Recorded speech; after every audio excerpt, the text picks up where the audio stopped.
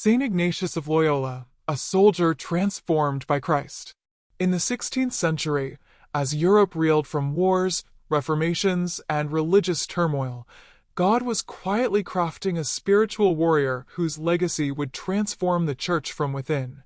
Saint Ignatius of Loyola, the founder of the Society of Jesus, Jesuits, did not begin life as a saint or even a man of prayer. Yet through pain, loss, and divine grace, he became one of the Church's most influential mystics and reformers.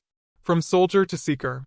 Born into nobility in Spain in 1491, Ignatius pursued fame, fortune, and military glory with passionate ambition. But in 1521, during a battle at Pamplona, his leg was shattered by a cannonball. The injury ended his career and began his conversion. Confined to bed for months, Ignatius requested romance novels to pass the time. None were available. Instead, he was handed a life of Christ and lives of the saints. What began as reluctant reading became a divine encounter. The stories stirred his conscience. He began to ask, what if I gave my life to God as these saints did? A war had been raging in his soul, one between worldly glory and heavenly purpose. Slowly, painfully, Ignatius began to choose Christ. A year in the wilderness, Montserrat and Manresa. Following a vision of the Blessed Virgin Mary, Ignatius laid down his sword at Our Lady of Montserrat, a Marian shrine near Barcelona. There, before her image, he made a solemn vigil, surrendering his past and placing his future into her hands. He then retreated to Manresa, spending nearly a year in silence, poverty, and intense prayer. Sometimes he stayed with Dominicans. Sometimes he lived in a hospice. Often, he withdrew into a cave to wrestle with God. During this time, he experienced both great spiritual joy and deep interior torment. At one point, he was plagued by scruples, crushing guilt, and spiritual anxiety that no penance could soothe. Eventually, peace returned. And in that cave, he began to pen the notes that would later become his masterpiece, the Spiritual Exercises, a guide for discernment, prayer, and surrender to God's will. The long road to mission. Determined to serve in the Holy Land, Ignatius set out, but political tensions and religious restrictions forced him to return to Europe.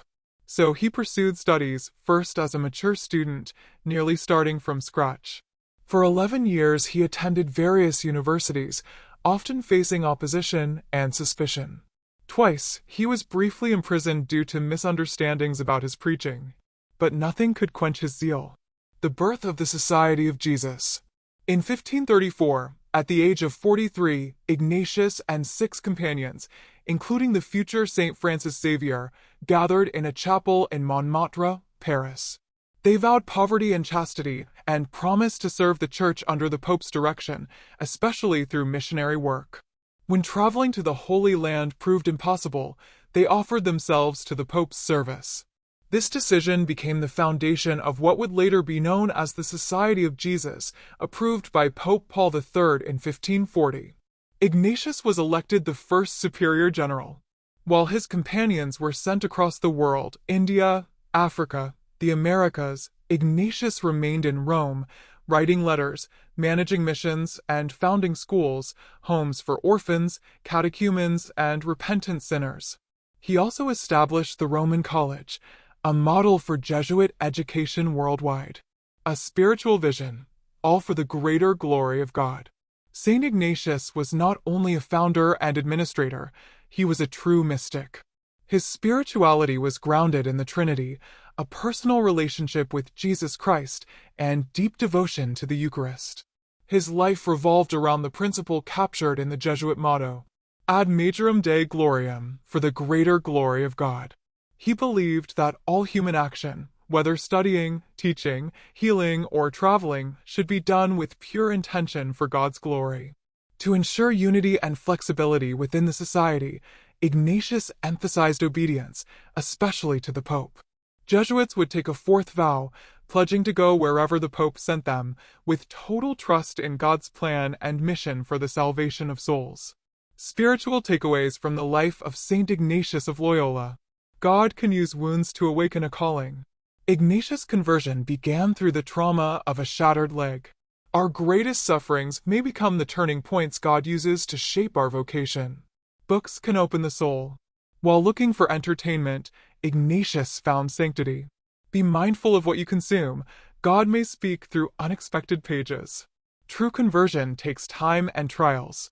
Ignatius endured spiritual dryness, scruples, misunderstanding, and delay. Holiness isn't instant. It's forged in caves, classrooms, and quiet surrender. 4. Obedience and mission are pathways to glory. For Ignatius, obedience wasn't oppression, it was power. It kept the Jesuits united, mobile, and focused on the mission, to bring Christ wherever they were needed. 5. Do everything for God's glory. Whether you're teaching, parenting, working, or praying, Ignatius reminds us to offer it all for the greater glory of God. Intentions matter. Purity of purpose transforms the ordinary into the divine. Conclusion: a saint for the restless and the resolute. Saint Ignatius of Loyola is a patron for the restless heart, for those who long for more than the world can offer, and are willing to be broken and reshaped by grace. He was not born holy. He became holy through failure, surrender, and obedience to the Spirit.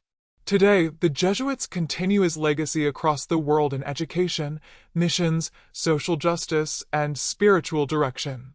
May his prayer become ours. Take, Lord, and receive all my liberty, my memory, my understanding, and my entire will.